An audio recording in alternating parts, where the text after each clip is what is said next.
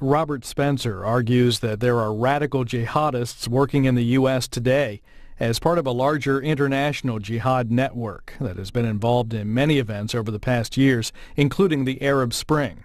This is a little over an hour.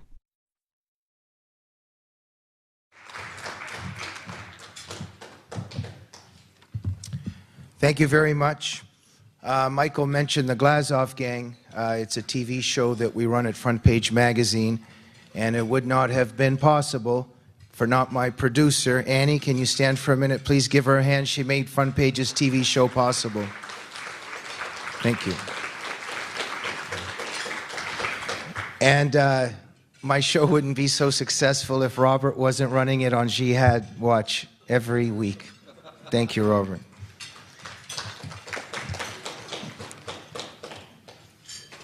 On September 21st, 2013, the Islamic terrorist group Al-Shabaab launched its 4-day siege of Kenya's Westgate shopping mall, turning it into a literal slaughterhouse.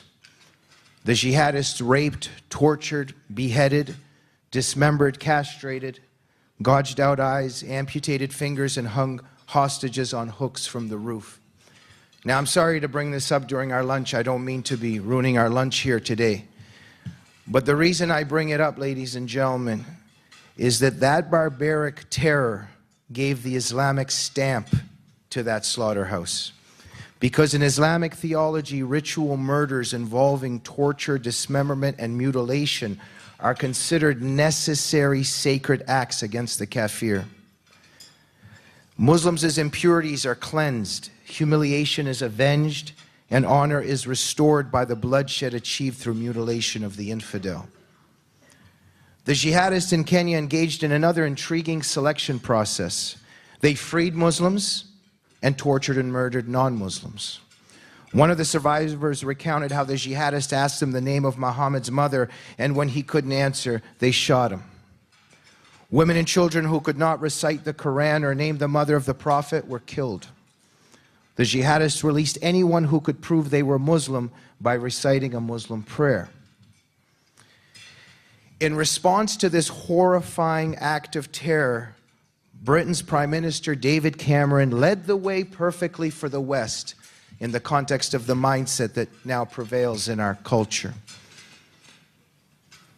He condemned the attacks, but implored everyone, begged everyone to keep in mind that the victims in Kenya's Westgate shopping mall and what they suffered had nothing to do with Islam. And as we know, this is the prevailing mindset in our leadership, in our media. When the media reported on what happened in Nairobi, the word Islam somehow eluded the reports and the reporters' imaginations. The jihadists were referred to as militants, maniacs, gunmen, etc. We know this story well, ladies and gentlemen. It's the story of our civilization's surrender to a totalitarian and vicious ideology, a surrender that is transpiring right now, right before our eyes. Because of the left's chokehold on our permitted boundaries of discourse, our leadership, in our media, in academia, in our higher literary culture, we cannot fight, let alone name the enemy that at this very moment is taking us down bit by bit. On the Glazov Gang this week, Mark Dury, that was on, used a very interesting metaphor. He said that there's a huge instinct in many people that when they're having, what's a good word to use? When they're being beaten up, I didn't want to use certain words, when they're being beaten up and they have a blindfold on, there is an instinct and a desire not to take the blindfold off, to see who's beating you and to try to save yourself. And so this blindfold at this moment is the metaphor to what's happening. The kidnapping of the Nigerian girls, when the leader of that extremist group praises Allah and talks about selling them. This is encoded in Sharia. In Islam, this is inspired and sanctioned by Islam in terms of slavery and rape, but we don't, of the kafir, but we don't hear this in our media. We know about the Tsarnaevs of the Boston Massacre, all the jihadi themes of Tamerlan and Johar, and yet the media the entire time was struggling. Was it the boxing? Was it the brain damage from the boxing? Was it the rap music? And this is what's happening because there's something that can't be named. And I could go on and on, ladies and gentlemen. I think Fort Hood serves as an example, that we had a quote-unquote psychiatrist in the U.S. Army teaching in lectures that acid should be poured down infidels' throats, and no one complained because they were afraid of being called racist and Islamophobic. And so this situation, this phenomena, is today making us vulnerable to jihad and making it impossible for us to protect ourselves from a threat we can't name and are not allowed to name. And so the most important part of my introduction now is that a hero has entered the stage. Robert Spencer, a New York Times best-selling author, director of Jihad Watch, which is a program of our Freedom Center. Jihad Watch is one of the most important sites on the face of the earth, just slightly below in importance to Front Page Magazine and the Glazov Gang. He is the author of 13 books, and now his new book, Arab Winter Comes to America, The Truth About the War We're In. And the themes, in full detail, he's discussing and describing this phenomena that I'm referring to. Ladies and gentlemen, this is our modern-day Alexander Solzhenitsyn, facing yet another evil empire. But this time, this empire is the empire of the alliance between the left and Islam. This is an empire that, as we sit here at this very moment, is unleashing lethal blows at the foundations of our civilization. And all the while, this empire has succeeded in speaking the truth about its existence and actions, thought crimes and hate speech crimes. So what's happening, ladies and gentlemen, is that with its conniving and vicious agenda, this evil empire has succeeded in making the truth about its evil. It's labeled as evil itself. To oppose this evil is evil. And so saying the truth about Islam is now categorized as hate speech, racism, Islamophobia, etc. So I want to finish my introduction by just talking about Robert, what's happening to him, and who he is. Because these slanders that the evil empire is using are cast at him every day. The unholy alliance of the left and Islam have attempted to dehumanize him through their smears and slanders and name-calling.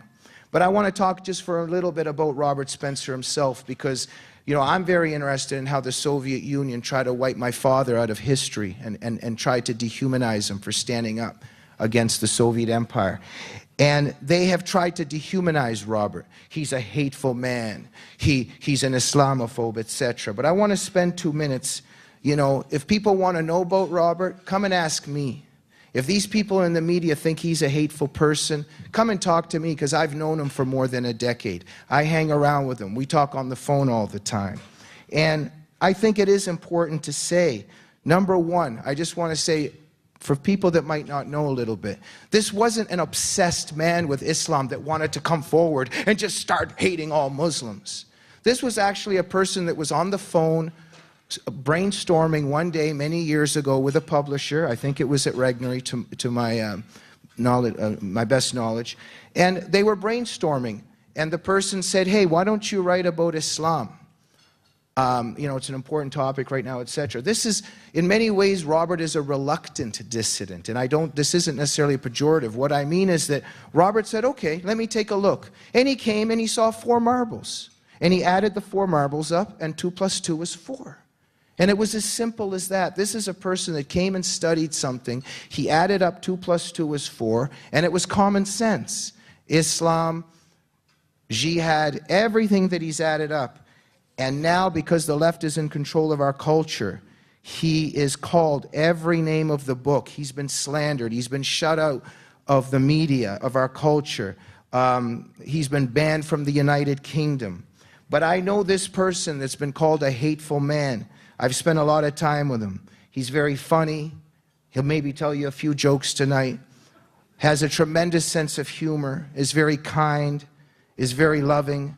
And what's also very much impressed me, I have to say, Robert, is how nobly and stoically you've embraced and kind of accepted your persecution. I just want to paint a little picture about Robert as a human being that, you know, I was kind of thinking of even this image a little bit. Imagine you're in an apartment complex and you're coming up to each door and everyone in that complex is saying, you're a racist, you're an Islamophobe, you caused the death of all those little kids by Breivik, that's your fault, get out of here, you're not welcome here, you're evil, you're hateful. And then Robert kind of just comes up nonchalantly to my door, knocks on the door, and I open it, and he says, hey buddy, you want to go get something to eat? And what I mean by that image is I've always been very impressed, Robert, with how you've kept your dignity, your sanity, and magnanimity, your courage, and your nobility throughout all of this. I'm going to let Robert talk about his book. It's a magnificent book. It spells out what our enemy is up to and how the denial about what our enemy is doing is damaging us. Ladies and gentlemen, it is an honor and a privilege to introduce one of the bravest and courageous freedom fighters and truth-tellers walking our planet today. His warnings shine a light at precisely what the West is at this moment doing to lose. But at the same time, this very important book is shining a light at what our civilization can and must do if it wants to save itself from the suicidal path it's on. Ladies and gentlemen, an honor and a privilege to introduce the Alexander Solzhenitsyn of our time, Robert Spencer.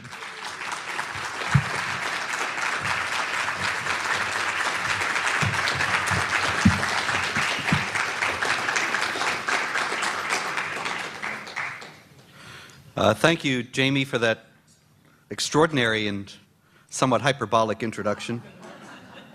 I want to get it needle-pointed, framed on my wall. But now I feel like I have to be funny since he said I would be, so I'll give you one joke to start with. There was a little boy, Muhammad, and he was 5 years old. He was in the supermarket with his mother, but as often happens, he got separated from her and was crying and taken to the manager of the store, and the manager said, what does your mother look like, little Muhammad? And he said, I have no idea.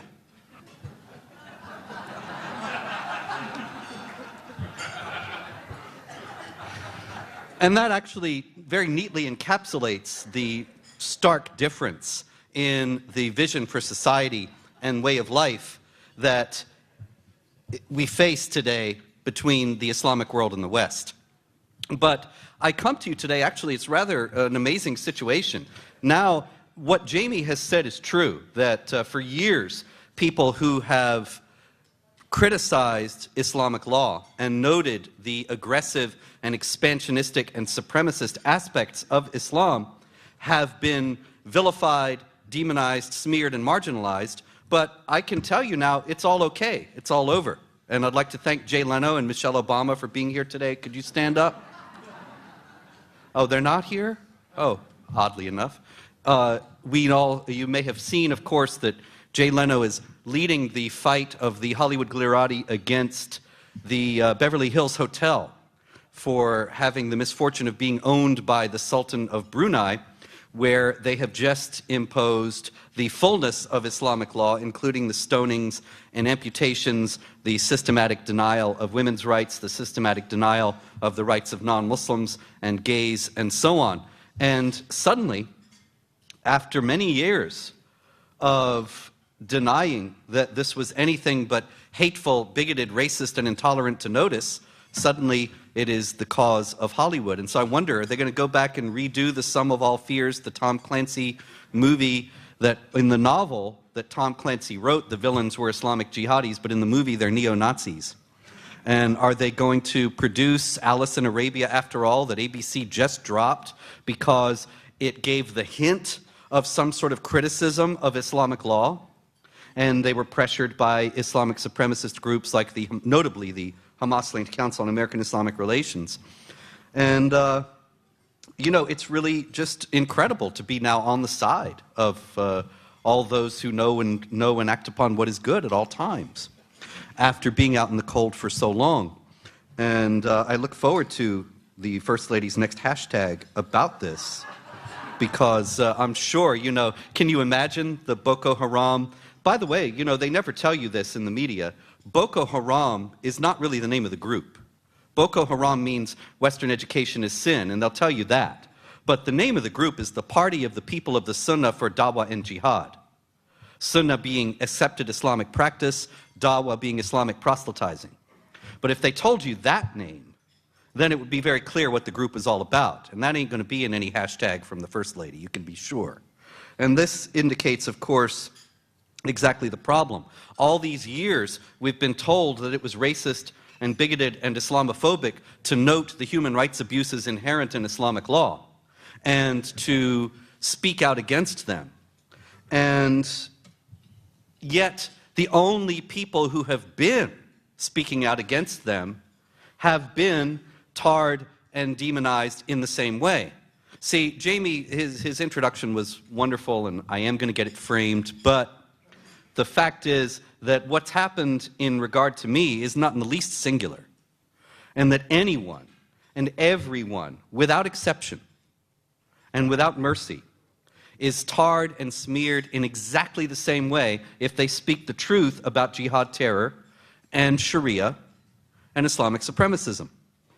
There has been and is no one spared. And yet, these are the only people speaking out about these things. Let me give you an example. Everybody knows Boko Haram now, and everybody knows they abducted those schoolgirls. Some people may know, probably most of you in this room know, that this is not in the least their first operation, but they've been doing this for years. They go into schools and they burn the school down and shoot the people trying to escape. They have gone into churches, torched the churches, killed the Christians there. They have been operating with so much impunity in Nigeria over the last few months that they have been responsible for over 2,500 deaths in the first 3 months of 2014 alone. The government of Nigeria appears to be powerless to stop them and also is probably in some significant part unwilling to stop them. Now, in regard to all this activity of Boko Haram, what if you wanted to know about it? Well, you could go to Jihad Watch, and I would recommend that. And you could do a search for the words Boko Haram, and you would see that there, if you did that at Jihad Watch, there are 115,000 results. In other words, I've mentioned Boko Haram at Jihad Watch and covered their activities 115,000 times over the last 11 years. If you go to this website of the Council on American Islamic Relations, and you type in Boko Haram in their search, there is one result. One. Now look, the Council on American Islamic Relations, which is well established by the Justice Department as being linked to Hamas and the Muslim Brotherhood, is responsible primarily for having made it a matter of popular knowledge and general wisdom that anybody who criticizes jihad terror is a bigoted Islamophobe motivated by hate and by greed. And yet, if you read their last Islamophobia report, because CAIR puts these out periodically, they will tell you, well, there is actually legitimate criticism of Islam and jihad. But these guys, Spencer and David Horowitz and Pamela Geller and all the rest of them, they're out of bounds. There's one thing they don't do, though. They don't say who's in bounds. Ever. Even though they pay lip service to the possibility that there is legitimate criticism of Islam and jihad, they don't actually specify who embodies that legitimate criticism. And the fact is that the claim itself is a red herring designed to mask the fact that they don't really believe that there is any legitimate criticism of Islam, even including jihad terror, such as we see Boko Haram committing these days. They really don't think there is any legitimate criticism of Sharia, such as we see imposed by the Sultan of Brunei over this past month, and what has been in force for years in Saudi Arabia and Iran and parts of Somalia and Sudan and so on. What this is all about, this smearing of people who speak up against this, is very clear. It is an attempt to absolutely rule out of bounds any criticism of jihad terror so that jihad terror and Islamic law can advance unimpeded and unimposed. That is what it's all about. Now, the reason why we're in this fix is not really because of that at all.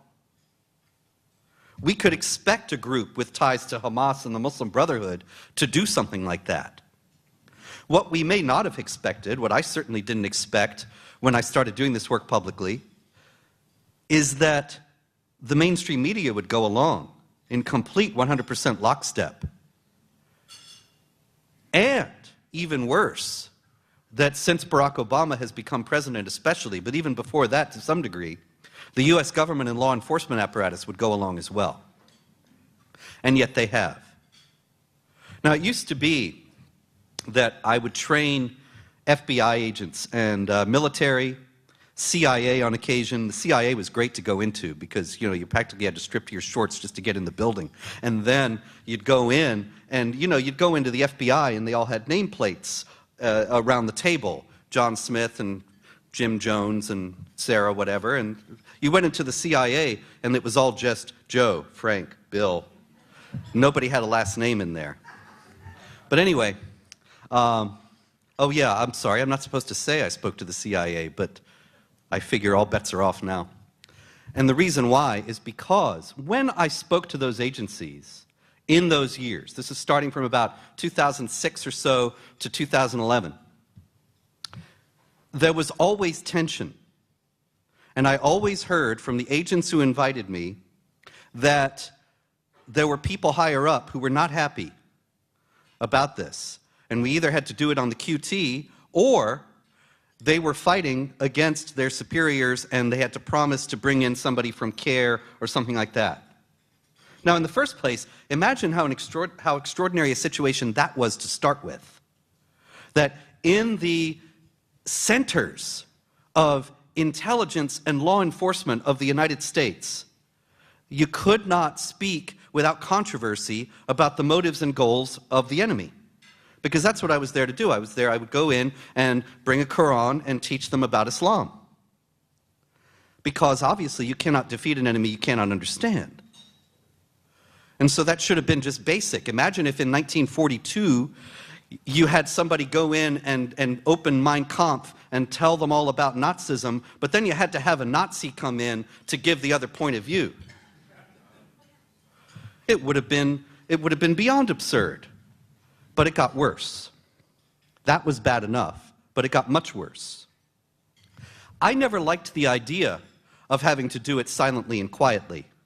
And I was my own worst enemy in this, because what happened was, one time I was speaking at a military base in Louisville, Kentucky, and the commander, a colonel, brought me in, and he was very kind, and he said, how happy they were to have me there, and they really wanted to hear my presentation, and so on, and I just couldn't tell anybody I was there.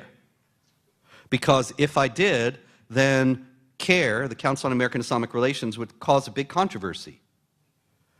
And so I said to him, sir, with respect, why would a Hamas-linked Muslim Brotherhood front group be dictating who the US military can hear and who they can't? Why would a group that's demonstrably on the other side have any say in this at all? And why should we care if they cause a fuss? And he said, well, nevertheless, he was working on orders himself.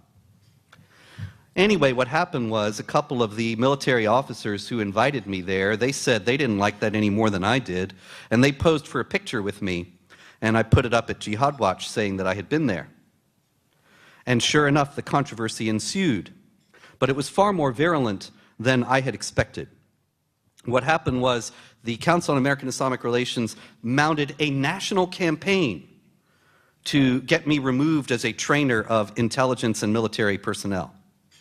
They got Jesse Jackson to sign a petition saying that I should be removed. I thought, wow, Jesse Jackson's heard of me.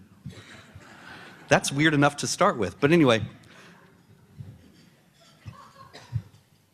they ultimately made this a much larger campaign. And it culminated on October 19th, 2011. On October 19th, 2011, 57 Muslim organizations, Muslim and allied organizations, many of which had ties, once again, to Hamas and the Muslim Brotherhood, delivered a letter to John Brennan, who was then the Homeland Security Advisor, and now, of course, is the head of the CIA. And in it, they said, you have these Islamophobic trainers, and look, Spencer spoke at a military base in Louisville, Kentucky. That's absolutely unacceptable.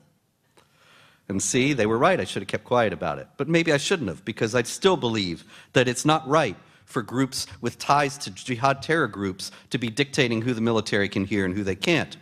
But the wind was not blowing in the right direction.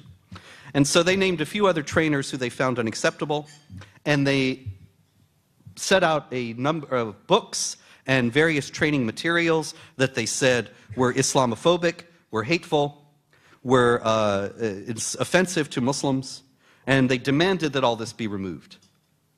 Now here again, an analogy is helpful. Can you imagine if the German-American Bund in 1942 had written to FDR and said, we demand that you take Mein Kampf and all this material out of your training of agents who are dealing with counterintelligence because it's offensive to Germans? Can you imagine? But this is what happened.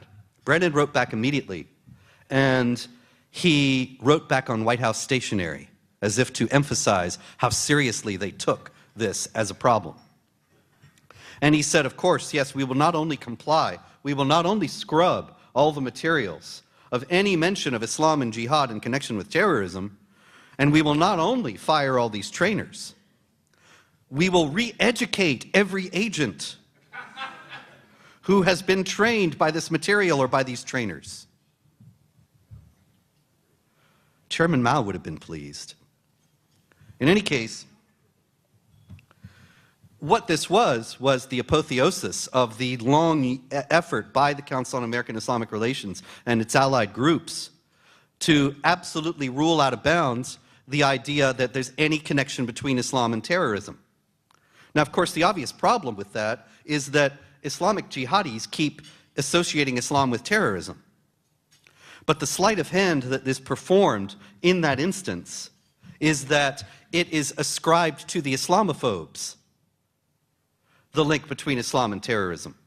In other words, I can tell you, for example, that the Grand Mufti of the Caucasus recently complained that in the US there was a tendency of Islamophobes to link Islam with terrorism.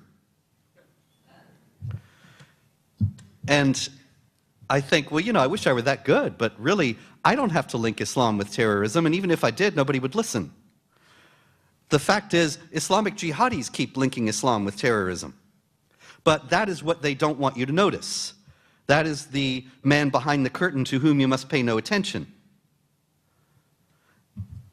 When the US government agreed to adopt that as its official policy, it endangered us all.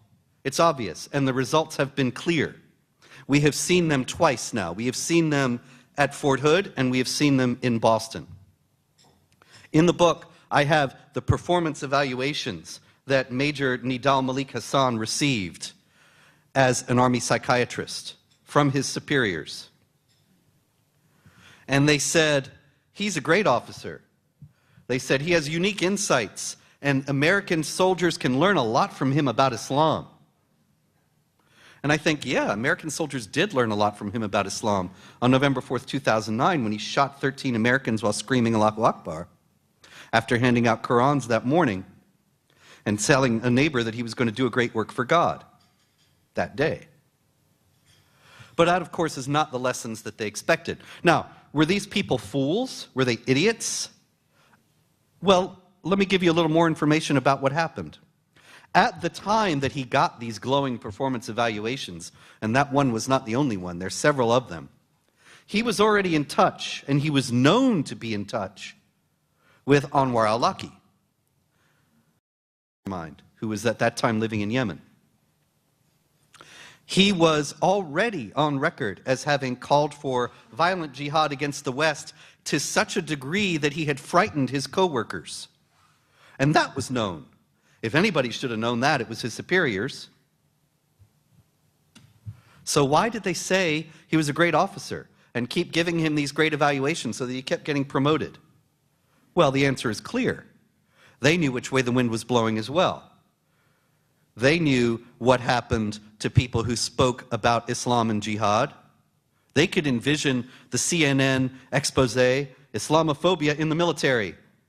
Pious Muslim army major, psychiatrist and army major, disciplined merely for expressing his Islamic faith. Racism in the military, New York Times banner story.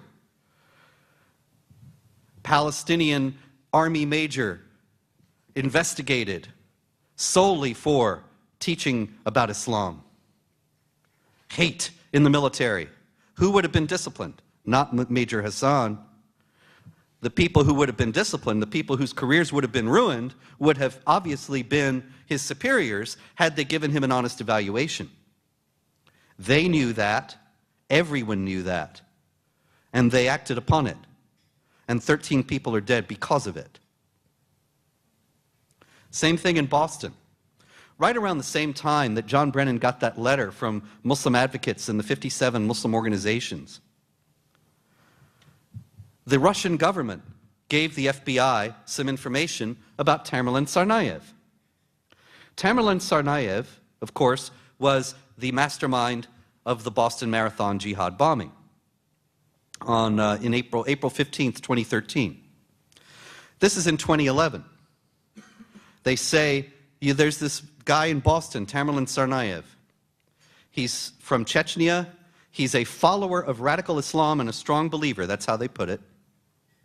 And he tried to join underground groups in Dagestan. Obviously, the only underground groups in Dagestan are jihad terror groups. And he's a strong believer, and he's a follower of radical Islam. What the Russians told the FBI was that Tamerlan Tsarnaev was a jihad terrorist. That should have been enough to put him under surveillance. That should have been enough to keep him under surveillance. That should have been enough such that when 3 of his friends and acquaintances, people that he boxed with, who also were Jews, were found with their throats slit on September 11th, 2011, the 10th anniversary of 9/11, he ought to have been questioned for that. He ought to have been investigated for it. It wasn't until after the Boston Marathon jihad bombing that he was linked to it. And it's found, now we know he did it. Why wasn't he questioned? Why wasn't he brought in? Why was he not under surveillance at the time when he's assembling the materials for the pressure cooker bomb, the exact ingredients of which were listed in Al-Qaeda's Inspire magazine, which is readily available online, such that even an FBI agent, even a PC FBI agent, who's been re-educated by John Brennan, could read Inspire magazine and see what ingredients you need to gather for a pressure cooker bomb. And here's this guy that the Russians told you is a terrorist, and he's buying them all. You'd think they might have paid attention. But they didn't. And why didn't they? Well, it's the same thing. Imagine if you're an FBI agent and you get that information from the Russians. You're either an FBI agent of the new regime, the Brennan-Obama regime, or you're an FBI agent of the old regime, re-educated or no. And so, in other words, if you're one of the new people, you might not have any clear idea of what that means or what the implications of it are. You know, he tries to join an underground group. Oh, okay. Well, what? Was he into heavy metal or something? What does that mean? He is a follower of radical Islam. Well, we all know Islam is a religion of peace. It's been hijacked by a tiny minority of extremists who twist and misinterpret its peaceful teachings. But nonetheless, how bad could it be? He's a jihadi? Oh, well, isn't that nice? He's following the interior spiritual struggle to better himself. How wonderful. Or you know better because you have some sense and you have some eyes and you have a brain, and so you see that this guy is a risk. But you know, if you say to your superiors, well, I think we should be tailing this guy 24 hours a day, I think we should be watching this man very closely, then they'll say, why? Well, he's a follower of radical Islam. Well, you can't do that. It's not in the political climate these days just to keep somebody under surveillance under those circumstances. And so the FBI went back to the Russians and asked for more information, and the Russians wouldn't give it to them. So what? They gave them enough already. But that was enough for the New York Times at the time, right before the first anniversary of the Boston bombing a few weeks ago. They actually published a story saying FBI exonerated. FBI widely criticized for dropping the ball in regard to the Boston bombing. Turns out they went back to the Russians and asked them for more info, and the Russians wouldn't give it, so it's all Putin's fault. Well, since when did it become the Russians' responsibility to do our intelligence gathering for us? Since when was it Vladimir Putin's responsibility to keep jihad bombs from going off at the Boston Marathon? It's appalling that that was even put forward, but it shows the indefatigable commitment of the mainstream media, the New York Times, and all the rest of them to keep up these fictions, these pious fictions about Islam being a religion of peace, and the idea that separating out Islam from terrorism and never speaking of the two together, no matter how often jihadis do, is the right course and the course that will lead to peace and harmony. It's ridiculous. It costs lives. It could have been prevented. But we see the same thing happening now. You know, Jay Leno and the First Lady are on board, and so everything's okay now. But you notice that Michelle Obama has said nothing about the belief system that motivates these people or what might be done to stop it. Not a word. And the usual chorus of world leaders are echoing, as Jamie quoted David Cameron, the idea that this has nothing to do with Islam. Muslim leaders are writing in the Huffington Post and CNN, those are two that I've seen recently, that this has nothing to do with Islam and it violates the Quran and Islamic law. Just before this started, Ahmed Bedir, who is a Muslim leader in Florida, he used to be with CARE, he tweeted out that Boko Haram is violating the Quran. And so some lady wrote back to him and got me in on it. You know how Twitter works. You just get involved in these conversations with people. You don't even know them, and then it's too late. But anyway, she said, well, why don't you debate Spencer about this? Because I have an article today at Truth Revolt about this that says that shows how they're operating exactly according to Islamic doctrine. And he said, well, you know, I don't debate with intellectual terrorists. And that's the tenor of the exchange always. The articles in CNN and the Huffington Post that spoke about how this completely violated Islam, they quoted the Quran about being nice to people, various be nice to people quotes from the Quran, and said, see, Islam doesn't justify the kidnapping of schoolgirls and the pressing them into slavery. Neither one of them quoted chapter 4, verse 3 or chapter 4, verse 24, and also several other passages which refer to the permissibility of a man to have 4 wives plus the captives of his right hand. What are the captives of the right hand? Those are women you kidnap and force into sexual slavery. That is according to the Quran, according to Islamic doctrine. I didn't make that up. I did not, with my Zionist black arts, cast that into the Quran such that even the Muslims would read it there, but it never was there before in that lovely book of peace.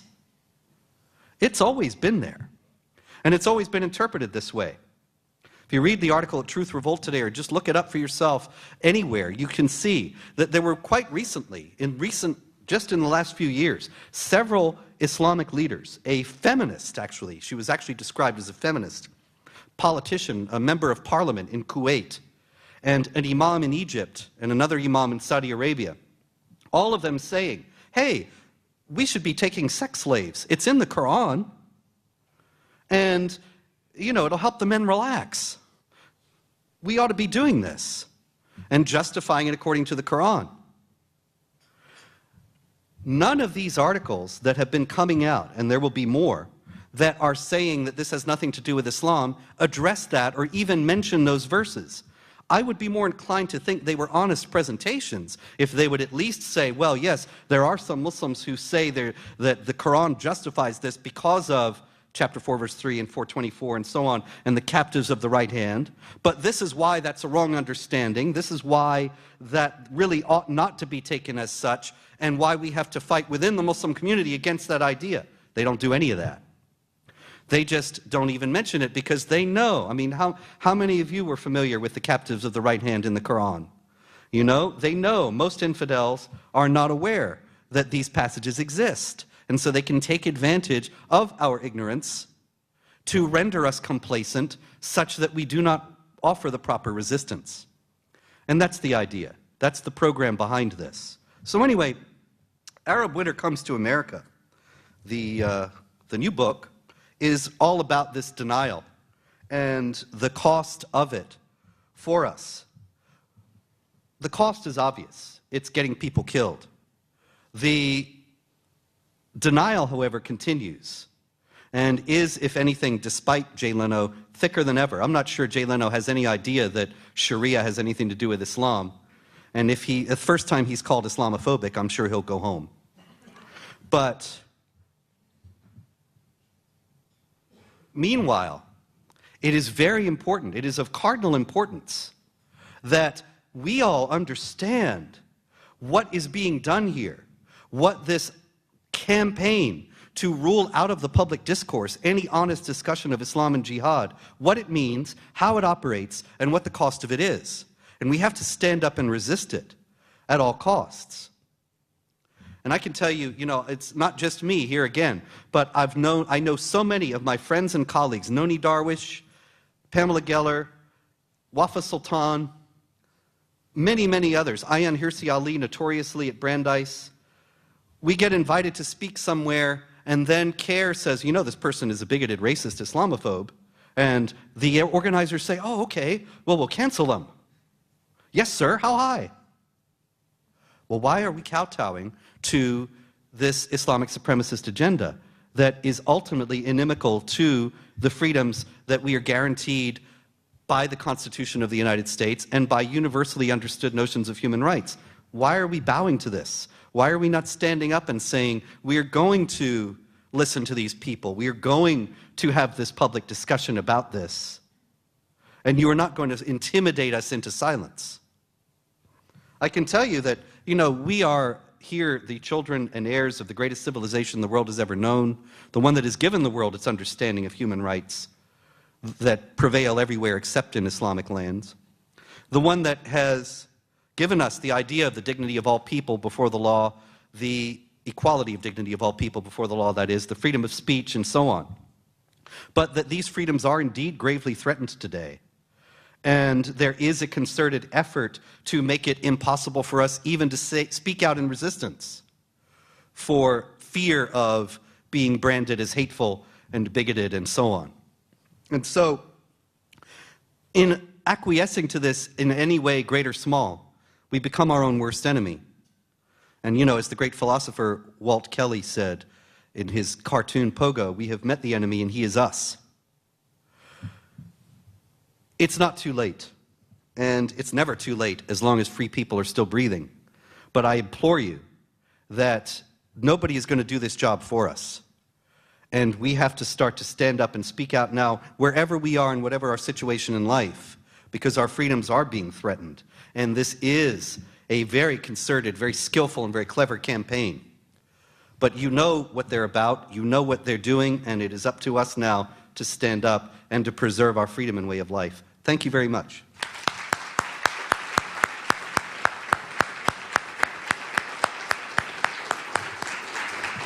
So if you have questions, comments, agreements, disagreements, death fatwas, I would ask you to please keep them brief and make it a question, not really a statement or your own lecture. Also, Robert, and come up to the microphone. C-SPAN is here today, so all questions, please line up at the microphone. So yes, it's a C-SPAN thing. If your question is not on the microphone, it will not exist. Robert, thanks for the informative discussion. Thank you. I have a question that goes to the nature of Islam. Daniel Pipes, who's a noted lecturer, writer, scholar, he edits the Middle East Forum. He uses the term Islamists and moderate Islam.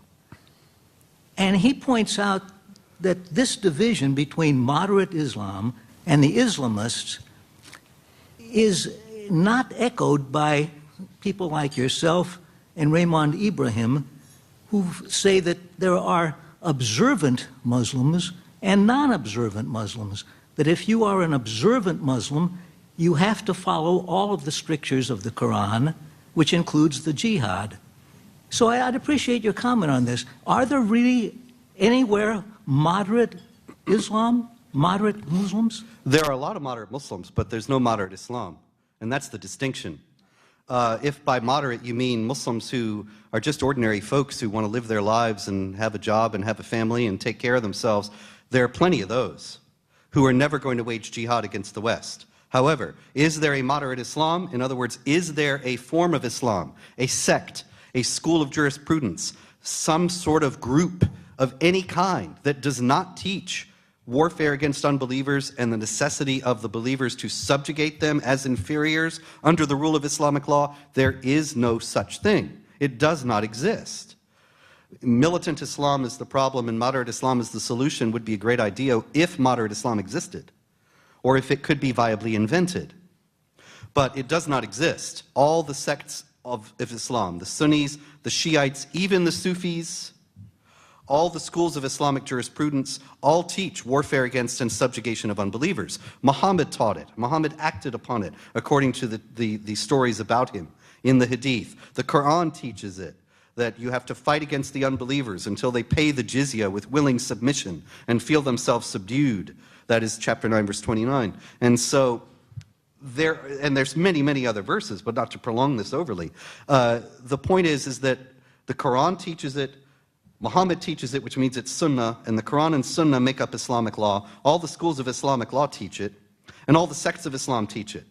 There are plenty of Muslims who don't want to kill us or subjugate us. Great, I'm glad they exist, and I readily acknowledge that they do. But they do not have a theological basis within Islam to point to say we really ought not to be waging jihad. So the moderate Islam, the moderate Muslims, are just non-observant, is that right? Yeah, well, they may be very devout in some ways, you know. I mean, Zuhdi Jasser tells me he prays 5 times a day and so on. But there are these teachings of Islam that he's obviously not following, you know. I mean, he told me, after I wrote my biography of Muhammad, The Truth About Muhammad, which is based on the earliest Islamic texts, Zuhdi told me, you know, I very much object to your book about Muhammad.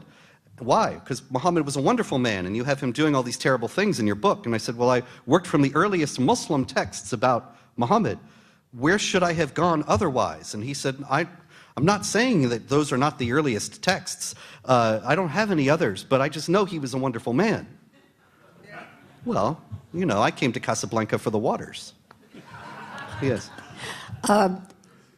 He stole my thunder. I was going to say, is it not true in the Quran that if a Muslim has a relationship or finds an infidel, they can do 3 things. They can behead him, they can take him as a slave, or if he changes into believing in the true Allah, let him go. So, on that topic, if you truly are a believer of the Quran, what's this moderate Muslim business? Well, yeah, you've got a point. Chapter 47, verse 4 of the Quran says, when you meet the unbelievers in battle, strike at their necks, cut off their heads, and then take captives, bind them firmly, and then there's either you ransom them, enslave them, kill them, or free them outright, depending on what is good for Islam. And that's Islamic law based on the Quran, on that passage, chapter 47, verse 4. So, you know, that's actually a very pertinent verse in light of Boko Haram having abducted all these schoolgirls. They are talking about ransoming some of them for release of jihadi prisoners in Nigeria, and they are enslaving some of them.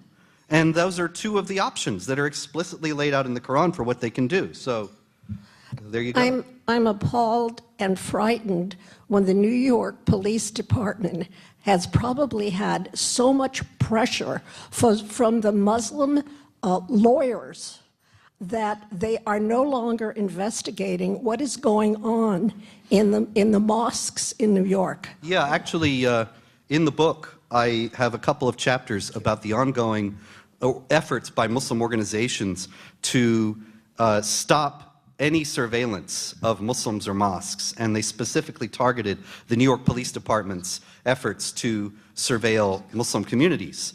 And the new mayor de Blasio in New York recently actually ended that program, as he had promised to do, at a rally that groups with links to Hamas and the Muslim Brotherhood threw for him last summer.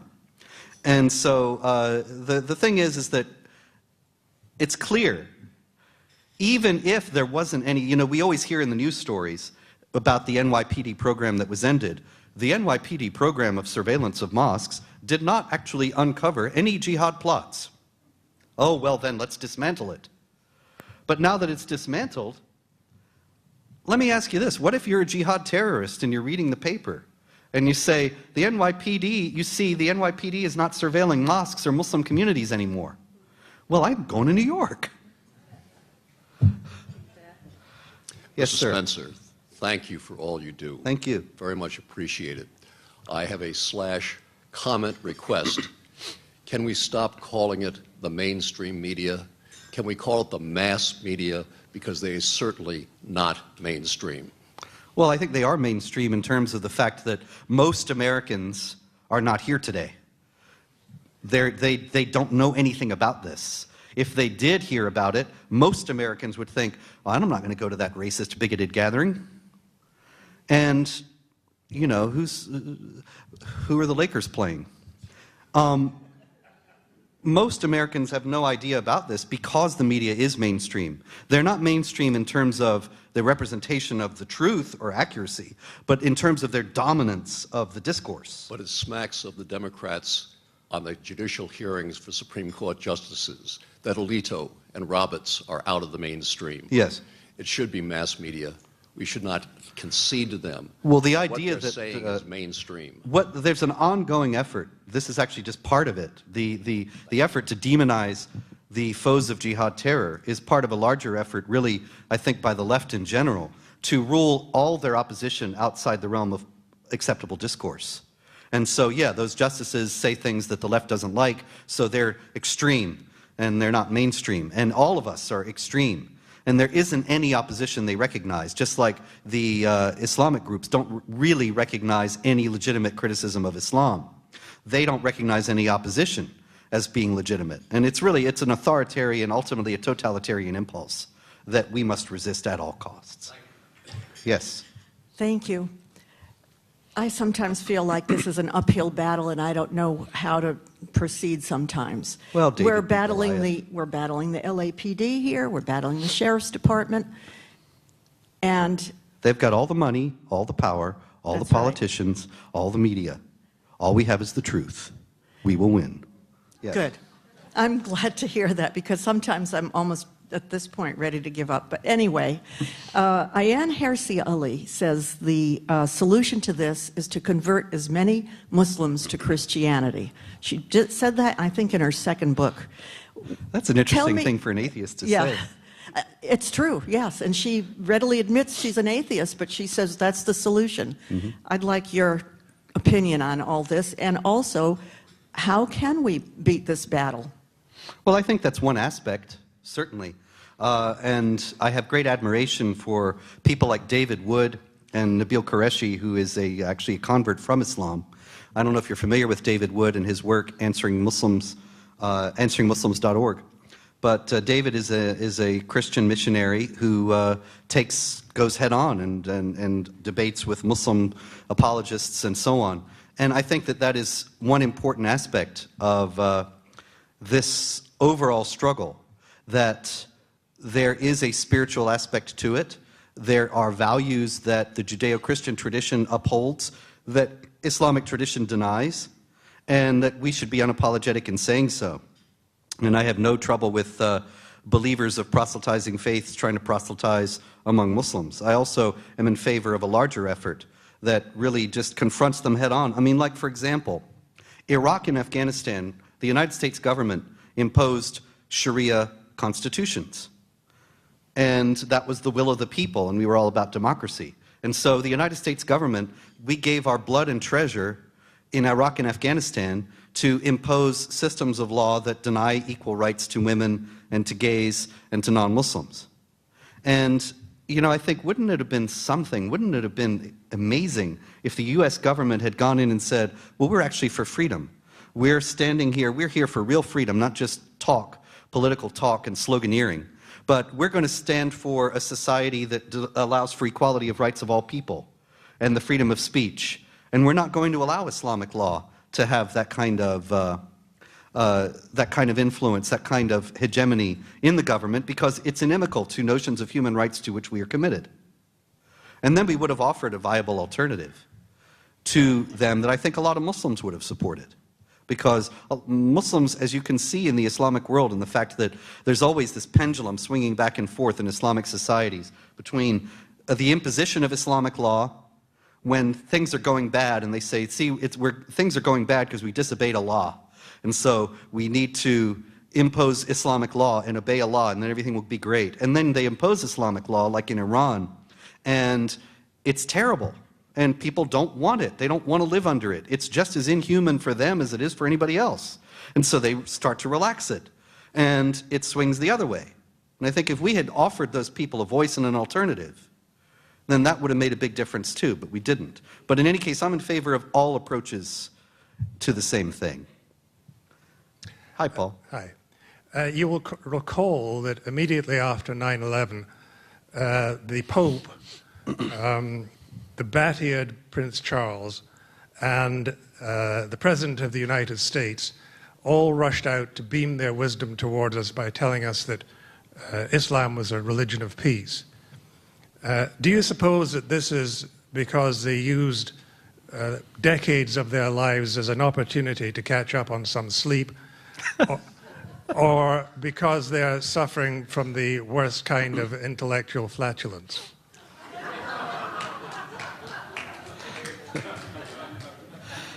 I don't know. It beats me. You know, the current Pope recently put out a document in which he said, in passing, that that Islam and the authentic understanding of the Quran reject all forms of violence.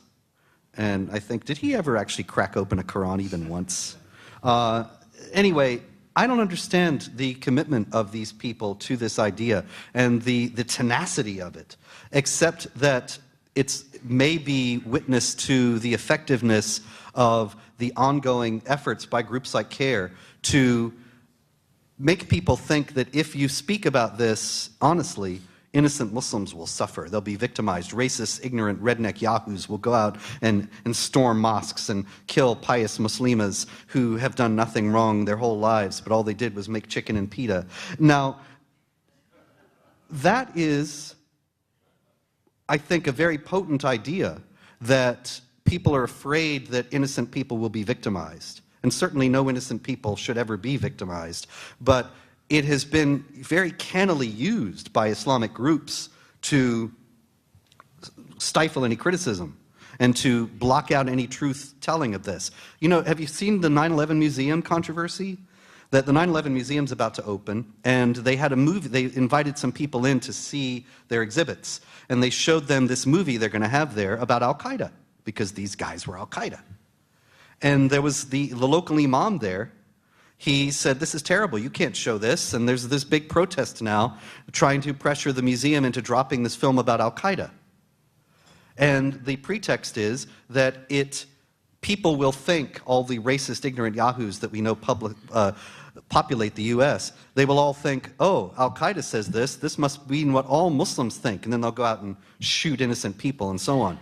Now, the idea that anybody would think that because Al-Qaeda thinks this, therefore all Muslims do, is just as silly as saying because the mafia does this, therefore all Italians do. And I have more faith in the American people and in the common sense of human beings in general to fall for that. But the 9/11 Museum being made up of New York liberals, I don't have much hope that they're not going to toe the line.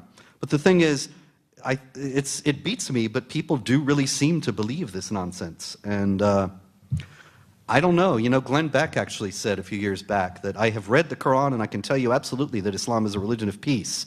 And I think, well, he should have opened his eyes when he read it. Anyway, last two questions.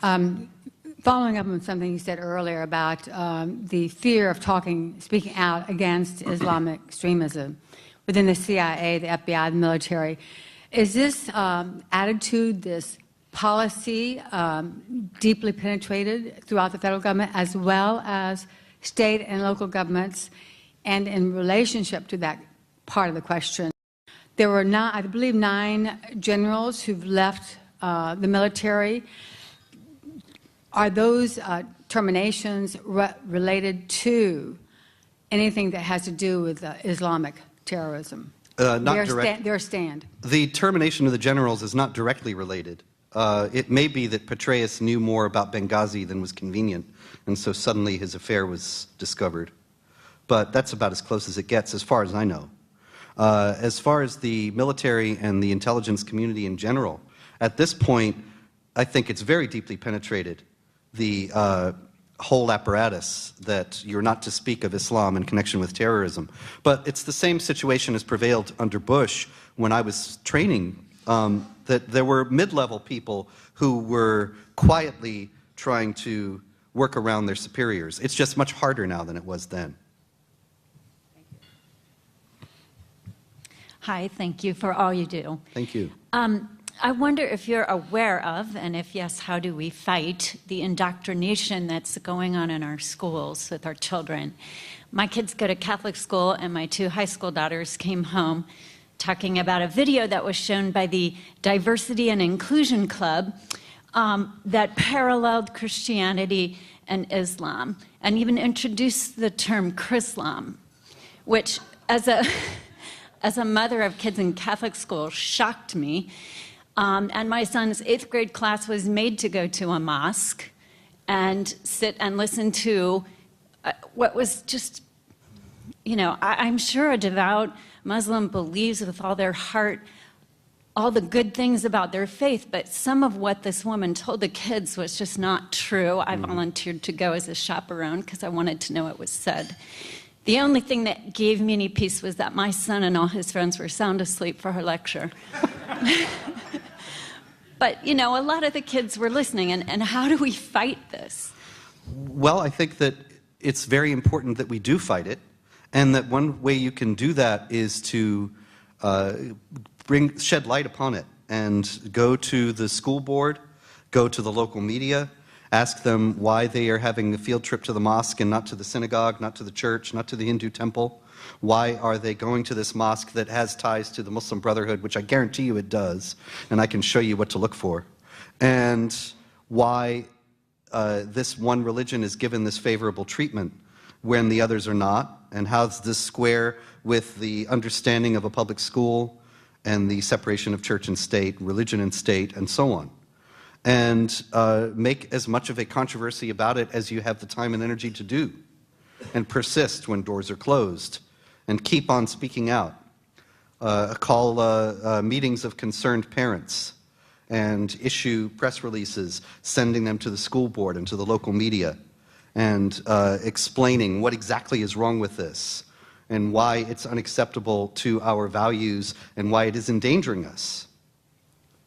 And when that happens, of course, you will be vilified and tarred as a bigot and a racist and an Islamophobe. But what I'm trying to do here today is say, keep on even in the face of all that. Thank you. There are certain teachers who turn the other way when they see me coming because they don't want to talk to me. Good. Keep around the other side. That's it. Thanks very much, and I'll be out signing. Robert will be signing books right outside. Thanks again for coming.